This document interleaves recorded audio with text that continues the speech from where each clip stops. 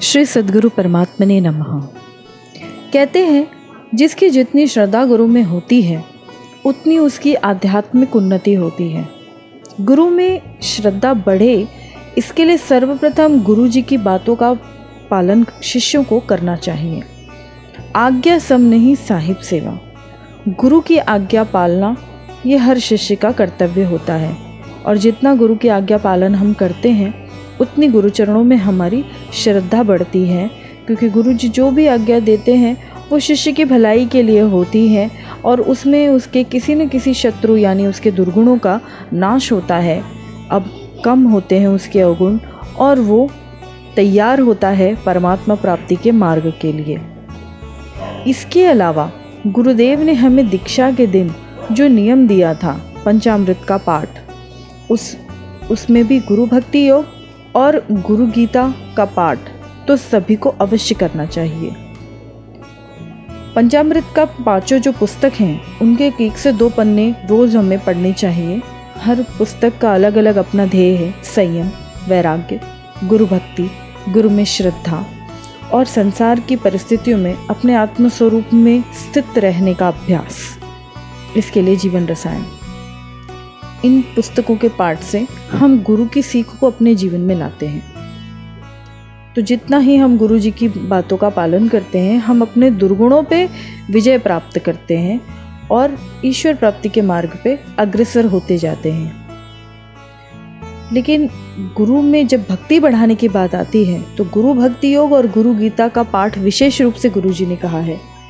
बापू जी कहते हैं जो गुरु भक्ति योग का पाठ नहीं करेगा उसका पतन हो जाएगा। गुरु चरणों में यदि प्रीति बढ़ानी हो तो गुरु गीता का पाठ अवश्य करना चाहिए। हम अन्य शास्त्रों में गुरु भक्ति बढ़ाने वाले प्रसंग, वाक्य यदि पढ़ें उससे पहले हमें गुरु भक्ति योग और गुरु गीता का पाठ का नियम ले लेना चाहिए, क्योंकि हमें गुरु जी ने दिया ही है। अब शास्त्र तो कई हैं जिनके अलग अलग वृत्तांत, अलग अलग कथाएं, प्रसंग और वचनों से हमें गुरु भक्ति की प्रेरणा मिलती है। गुरुदेव का जीवन में महत्व समझ में आता है और हमारी उन्नति के लिए ईश्वर प्राप्ति हो, चाहे धर्म हो, काम हो, अर्थ हो या मोक्ष हो, जीवन में गुरु का होना अनिवार्य है। और वो भी ब्रह्मज्ञानी सद्गुरु मिल जाएं तो बात ही क्या है। इसी प्रकार शास्त्र तो कई हैं, शास्त्रों का अरण्य है। पूज्य श्री कहते हैं ज़्यादा शास्त्र इधर उधर के नहीं पढ़ने चाहिए और टीका भी उन्हीं महापुरुषों की पढ़नी चाहिए जिन्होंने ईश्वर प्राप्ति की हो। ब्रह्मज्ञानी को दूसरा ब्रह्मज्ञानी ही जान सकता है। बापू जी ने हमें श्री योग वशिष्ठ महारामायण पढ़ने के लिए कहा है और इसके साथ साथ गुरु जी का सत्संग। गुरु जी का सत्संग तो वेदों, पुराणों, उपनिषदों का सार है। हम सारा कुछ नहीं पढ़ सकते, तो केवल गुरु जी का सत्संग सुनने मात्र से जो हमारे उपयोग की बात है, जिससे हमारे जीवन में हमारी उन्नति होगी, कष्ट दूर होंगे, हमारा स्वभाव सुंदर बनेगा, ये बातें तो गुरु जी के सत्संग से ही हमें मिल जाती हैं। इतना पढ़ने और सुनने के बाद भी यदि आपकी जिज्ञासा बनी रहती है कि हमें और भी कुछ सुनना है, हमें जैसे कुछ लोगों को आनंद आता है कि बापू जी ने ये बात कही तो उस शास्त्र में ये बात लिखी तो उसमें और भी ऐसी बात होगी, हम पढ़े, थोड़ी लालच आ जाती है मन में कि हम उसको पढ़े, 2 बार पढ़े, 4 बार पढ़े और उसमें अपने मन को तल्लीन करें, उसमें स्थित हो जाएं, ताकि गुरु चरणों की प्रीति, वो परमात्मा शांति, वो आनंद हमें प्राप्त हो। तो इतना होने के बाद भी यदि जिज्ञासा बनी रहे कि और पढ़ना चाहिए या स्वाध्याय करना चाहिए, तो पूज्य बापू जी ने जो शास्त्र बताए हैं, जैसे कि श्रीमद् भागवत गीता, इसमें मदन मोहन मालवीय जी ने टीका की है, क्योंकि उन्होंने साक्षात भगवान कृष्ण का दर्शन करके की है। आपने कथा सुनी होगी। पूज्य श्री सत्संग में बताते हैं कि कृष्ण भगवान को स्वयं दर्शन पाने के बाद उन्होंने टीका करी है। तो ऐसे महापुरुषों की टीका वास्तव में जीवन में ज्ञान का प्रकाश देने वाली होती है। ज्ञानेश्वरी गीता, श्री डोंगरे जी महाराज की भागवत, विचार सागर, जिसके बारे में बापू जी कहते हैं कि ये विश्व का प्रथम ऐसा ग्रंथ है, वेदों का अर्थ है जिसका हिंदी में, पंचदशी आदि का अध्ययन आप कर सकते हैं। तो बात तो एक ही समझनी है कि ब्रह्म सत्य है और जगत मिथ्या है, गुरु ब्रह्मा गुरु विष्णु गुरुदेवो महेश्वरा। लेकिन माया के कारण, अविद्या के कारण, अज्ञान आदि के कारण मन में कई प्रकार के संशय उत्पन्न होते रहते हैं। इतना भजन किया क्या फ़ायदा, जीवन में दुख आ रहा है। लोग हमारी श्रद्धा को बढ़ाते नहीं, लेकिन तोड़ने के लिए कुछ व्यंग कर जाते हैं और साधक के दिल में वो बात चुभते रहती है। तो इसका निवारण क्या है? इसका निवारण है महापुरुषों का संग, गुरु जी के वचनों का संग, सत्य शास्त्रों का संग। उनका मार्गदर्शन हमें मिलता है जो हमारी श्रद्धा को बढ़ाता है और बनाए रखता है। अब जिनके इन कारणों से मन को ईश्वर में लगाए रखने के लिए विविध शास्त्रों, संतों के अनुभव आदि की सार बातें सहायक होती हैं इन संशयों को काटने में। कुछ श्रोता अलग अलग प्रकार के होते हैं, जैसे कि सत्संग तो कई लोग सुनने जाते हैं। अब जैसे कुछ श्रोता ऐसे होते हैं कि जिन्होंने गुरु जी की बात सुनी, गुरु ने कुछ कह दिया, उन्हें अच्छा लगा, सुन लिया तो उसी के चिंतन में लग गए, मनन में लग गए, नित्य में लग गए, उसी में तल्लीन हो गए। कुछ हैं आज सत्संग बहुत अच्छा लगा और फिर तुम्हारा क्या है हमारा क्या है, काम धंधे में लगे, इधर उधर का चिंतन किया और भूल गए। अच्छा तो गुरु जी ने आज क्या कहा था, बहुत अच्छा कहा था, पर याद नहीं है। और कुछ ऐसे जिज्ञासु होते हैं जो गुरु जी की बातें सुनते हैं, उन्होंने खुद उस शास्त्र को जाके पढ़ा कि आज गुरु जी ने इस शास्त्र की ये बात बताई, बहुत सुंदर लगी, चलो हम भी थोड़ा पढ़ें। उस विषय से जुड़ी और 4 बातें पढ़ी, स्वाध्याय किया। स्वाध्याय का अर्थ है उन शास्त्र वचनों के अर्थ में अपने मन को तल्लीन करना, अर्थात सुनते सुनते आनंद आया और उसी में ठहर गए, शांत हो गए, ईश्वर में विश्रांति पाई। और जब समय मिला, यानी जब उससे बाहर भी आए, किसी अपने कार्य में भी लगे, तो चिंतन उन्हीं का वचनों का और चर्चा भी उन्हीं वचनों के अनुसार।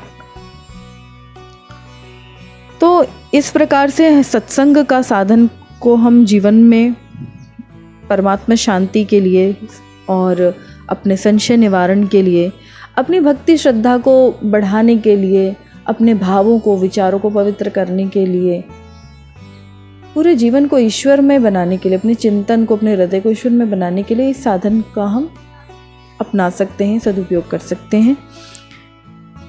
फिर गुरु भक्ति बढ़ाने के लिए और हम क्या कर सकते हैं? बापूजी ने बताया कि मंत्र जप, ध्यान, सत्संग और सेवा यानी निष्काम कर्म में दिन के 12 घंटे कोई दे, यानी 3-3 घंटे सभी साधनों में देना है। 3 घंटे जप, 3 घंटा ध्यान, 3 घंटा सत्संग, 3 घंटा सेवा। तो 6 महीने से 1 साल के भीतर उसको ईश्वर प्राप्ति हो जाएगी, जैसी उसकी तड़प होगी, जैसा उसका विचार होगा। अब आपने ये बात कई बार सुनी होगी, लेकिन इस मार्ग पर हम चल नहीं पाते हैं। क्यों नहीं चल पाते हैं? क्योंकि हमारी मति ऐसी नहीं है। हम सोचते हैं, लेकिन उतनी हमारे अंदर सात्विकता नहीं है कि हम उस पर चल पाएँ दृढ़ता से। तो क्या करना चाहिए? सात्विकता बढ़ाने के लिए सबसे पहले तो अपने आहार और विहार को शुद्ध करना चाहिए। आहार की जितनी सात्विकता होगी, मन भी उतना सात्विक बनेगा और साथ देगा। जितना हम विहार की शुद्धि रखेंगे, कहाँ उठ रहे हैं, कहाँ बैठ रहे हैं, कितनी पवित्रता का पालन कर रहे हैं, आचमन आदि कर रहे हैं, तो ये सब सहायक होती हैं। क्योंकि कलयुग में तो वैसे भी नित्य आसुरी शक्तियाँ हमारे पीछे पड़ी रहती हैं कि हम कैसे लापरवाही कर दें, आलस कर दें, प्रमाद कर दें और पतित हो जाएं, या हमारी भक्ति कम हो जाए या छूटने लग जाए हमारा नियम। इसमें वो कार्यशील रहती हैं, क्योंकि दिन ही उनके हैं भाई। लेकिन यदि साधक सावधानी रखे, भगवान नाम का आश्रय ले, गुरु का आश्रय ले, गुरु के दिए हुए मंत्र का आश्रय ले, तो गुरु मंत्र के डंडे से वो इन चोरों को भगा के अपनी साधना, अपनी भक्ति रूपी धन की रक्षा कर सकता है, अपने मन की परमात्मा शांति रूपी धन की रक्षा कर सकता है। तो हमारी मति ऐसी बने कि हम ईश्वर प्राप्ति के मार्ग पर चलें, इसके लिए हमारा आहार शुद्ध होना चाहिए, हमारा विहार शुद्ध होना चाहिए। ये काफ़ी मदद करता है।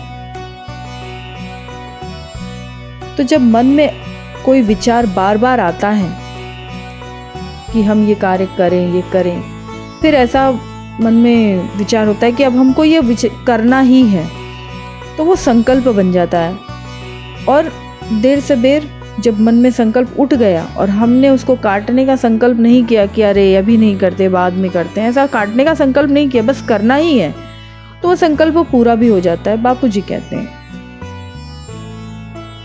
तो गुरु चरणों में प्रीति बढ़ाने के लिए मंत्र जप भी एक सुंदर साधन है। गुरु भक्ति बढ़ाने के बाद गुरुजी ने कई प्रयोग बताए हैं, जैसे कि बापूजी कहते हैं संतों के जीवन चरित्र को पढ़ना या सुनना और गुरुजी के श्री चित्र को एकटक देखना। कोई प्यारा सा भजन लगाते हुए सुनते सुनते गुरुजी के चित्र को एकटक देखते गए, पलक नहीं झपकी, एकटक देखते गए, त्राटक हो गया। गुरु मंत्र का जप इतना बढ़ा दें कि बस सोते समय भी श्वासोश्वास में उनका जप करते जाएं। और ये सब कठिन लगता भी है अगर, तो सबसे सरल है उनके दैविक कार्यों में लग जाना।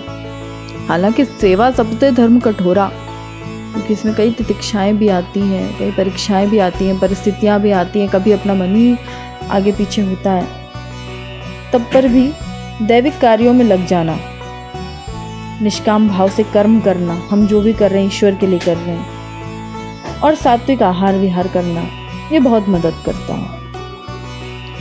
गुरु में प्रीति बढ़े उसके लिए सबसे सरल साधन है मंत्र जप।